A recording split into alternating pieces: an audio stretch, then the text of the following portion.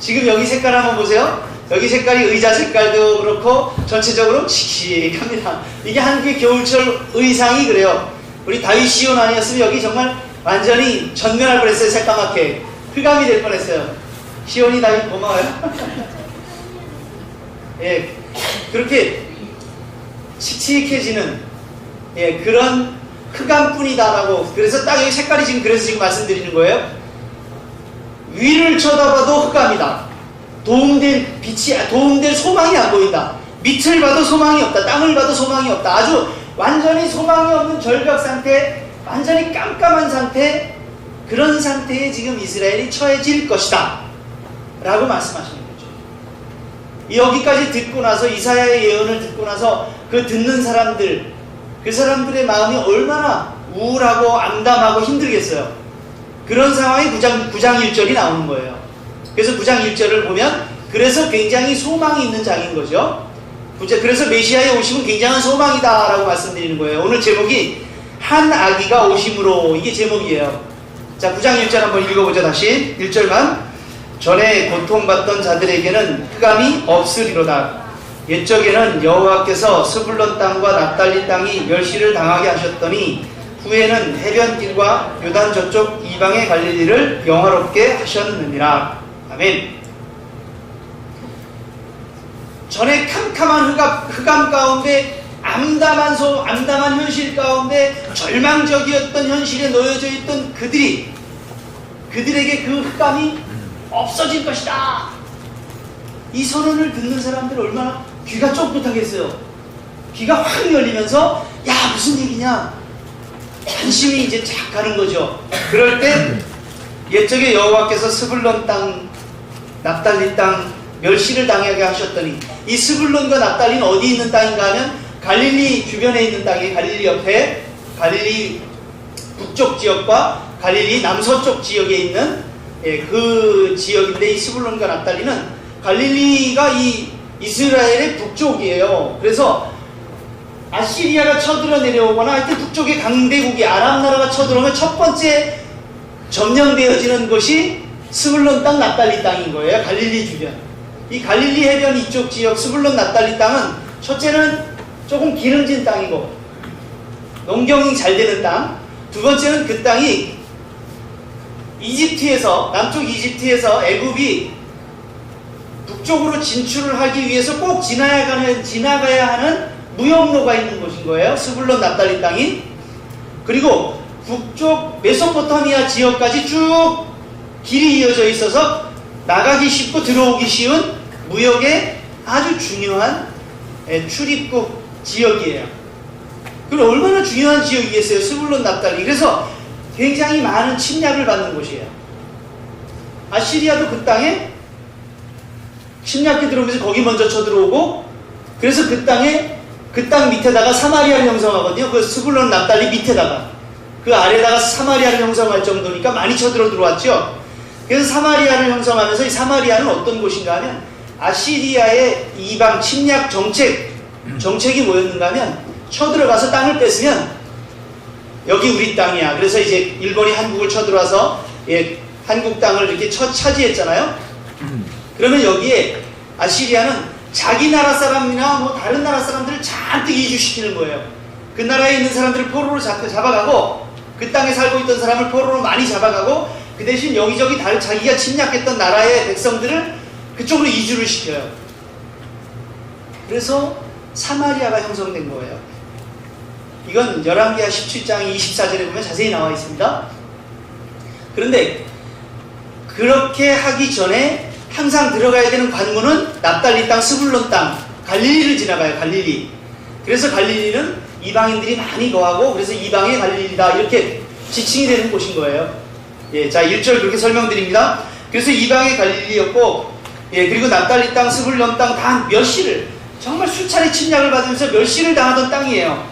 그렇게 멸시를 당하던 땅인데, 그 해변길과 저쪽 이방의 갈릴리를 영화롭게 하셨다, 이렇게 말씀하셔서, 이제 흑암이 없어지고, 침략으로 인해서 고통이 없어지고, 압제가 없어지고, 시련이 없어지고, 헤매미 없어지고, 예, 이런 것들은 싹 지워지고, 그리고 하나님께서 이제는 그런 멸시당하게 하셨던 일들을, 그런 먼저 멸시당한, 첫 번째로 멸시당한 지역을 첫 번째로 거론하시면서 영화롭게 하겠다, 영화롭게 하겠다 이렇게 말씀하셨어요. 어떻게 갈릴리를 영화롭게 하실까? 이제 궁금해야 돼요. 어떻게 갈릴리를 영화롭게 하실까? 갈릴리에 가서 사역하신 분 누구예요? 예수님이세요. 마태복음 한번 찾아보셔야 돼요. 마태복음 4장 13절.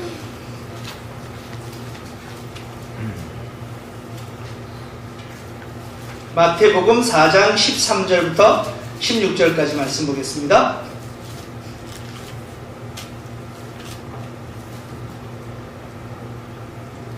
마태복음 4장을 보면서 제가 마태복음 4장 12절을 먼저 읽어드릴게요. 예수께서 요한이 잡혔음을 들으시고 갈릴리로 물러가셨다가 이렇게 나오죠. 마태, 마가, 누가복음, 공간복음에서는 예수님의 공생의 시작은 반드시 이걸로 시작됩니다. 요한이 잡혔음으로 시작이 돼요. 요한이 잡혔어요. 그리고 갈릴리로 가셨다가 그 다음에 나오는 말씀이 중요해요. 13절. 나사렛을 떠나 어디 가셨어요? 이거 어디 나온 말씀이에요? 지금 이사야 9장 1절에 나온 말씀이에요. 스불론 납달리. 그리고 해변길.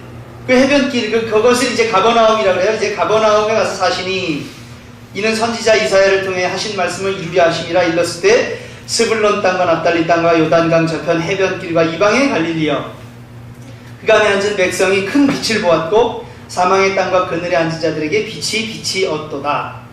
이래서 메시아의 사역이 갈릴리에서 이루어짐으로 말미암아 갈릴리는 영화롭게 되는 거예요. 영화로운 땅이 되는 거예요. 공생의 시작의 땅. 첫 번째, 이방인들이 쳐들어오면 첫 번째 만나는, 첫 번째 고난을 당하는 스불론과 납달리 땅이 메시아께서 오심으로 첫 번째 들림을 당하는, 첫 번째 영화로워지는 땅이 되는 거예요. 그렇게 마태복음에 가서 성취되어지는 예언인 거죠. 이사야 9장 1절 2절 말씀. 근데 그분은 2절에 말씀한 대로 아까 마태복음 4장 15, 16절에서 읽어드렸는데요. 흑암에 행하던 백성이 큰 빛을 보고 큰 빛으로 오세요.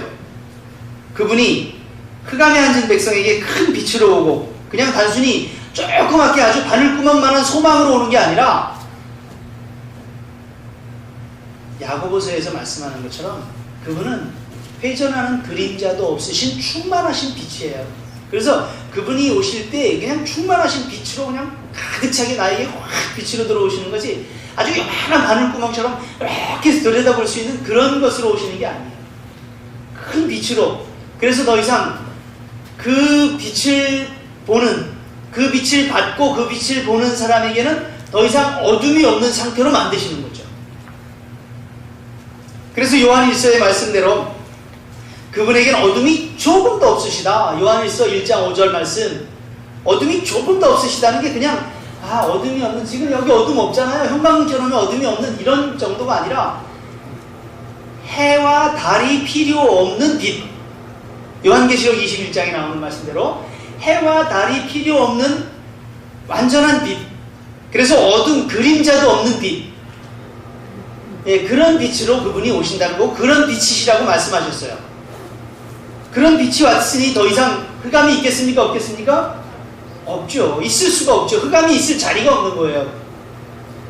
그래서 그들이 헤매고 곤고하고 굶주리고, 그래서 하나님을 향해서 저주하고 이런 상황 가운데 처해 있는 그 흑암 가운데서 큰 빛이 오시기 때문에 이젠 더 이상 흑암이 없다. 그런 흑암이 없다. 헤매는 일이 없고 곤고한 일이 없고 굶주리는 일이 없고, 예, 그런 일이 없다. 그런 큰 빛으로 오셔서 사망의 그늘진 땅에 거주하던 자들에게 비춰주신다.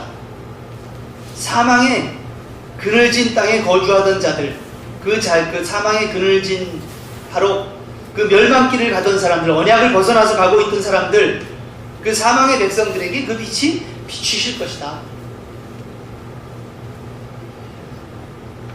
예수님은 이 땅에 빛으로 오셨습니다.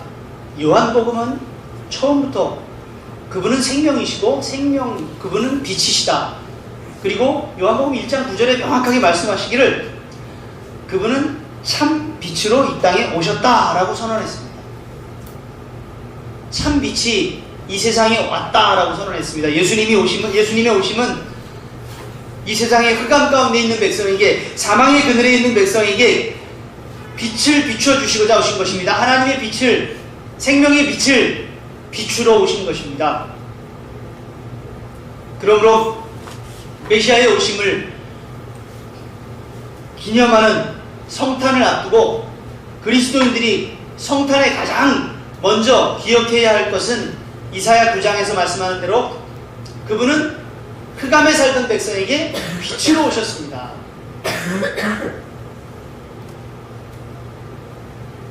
이방의 압제와 이방의 침략으로 인해서 헤매고 곤고하고 굶주리고 고통하고 소망이 없는 암담한 흑암 가운데 있는 사람들에게 큰 빛으로 오셨습니다. 그러므로 그 빛은 생명이고 그 빛을 받는 자에게는 더 이상 흑암이, 사망이, 그 빛을 받은 자에게, 그 빛을 누리는 자에게는 더 이상 헤맴도, 낙심도, 낙담도, 좌절도, 곤고도 없는 그런 빛의 생활이 되어야 하는 것입니다. 라고 성탄은 우리에게 강하게 메시지하고 있는 겁니다. 한 아기가 오심으로 우리에게 이루어진 것은 3절에 이런 말씀합니다. 주께서 이 나라를 창성하게 하시며 그 즐거움을 더하게 하셨으므로 추수하는 즐거움과 탈취물을 나눌 때의 즐거움 같이 그들이 주 앞에서 즐거워한다. 오늘날 우리는 추수하는 즐거움이 뭔지 모릅니다. 그래서 제가 추수감사절 하지 말자 그랬죠. 감사절, 그냥 감사주일이다, 그냥 그렇게 지내자 그랬죠. 우리는 추수의 기쁨을 몰라요. 사실 추수해본 지 언제, 혹시 추수를 해본 적이 있으신 분? 저는 별을 배워보았습니다. 탈곡을 해보았습니다. 아니면 저 나름대로 그 양식이 되는 거 추수입니다. 뭘 좀 뽑아본 거 이런 거 말고요. 별을 배워봤거나 그랬던 분 계세요? 우리는 사실 추수를 그렇게 해본 기억이 별로 없습니다. 추수의 기쁨도 잘 모르겠고요. 두 번째는 3절에 말씀하는 기쁨이 무슨 기쁨인가 하면 전쟁에서 이기고 승리의 개선 장군이 들어와서, 승리의 개선 장군이 들어올 때 있죠. 포로들도 쭉 따라 들어오고요. 전리품을 쫙 가지고 와서 그 전리품들을 쫙 나눠 갖게 합니다. 그 전리품을 얻을 때의 기쁨, 이건 잘 안 느껴지죠? 그래서 그냥 쉽게 말씀드릴게요. 그냥 월급 타는 기쁨. 네. 그것이 좀 약하면, 월급 타는 기쁨이 조금 약하면 복권 타는 기쁨. 그건 난타가 또 못 느끼시겠죠?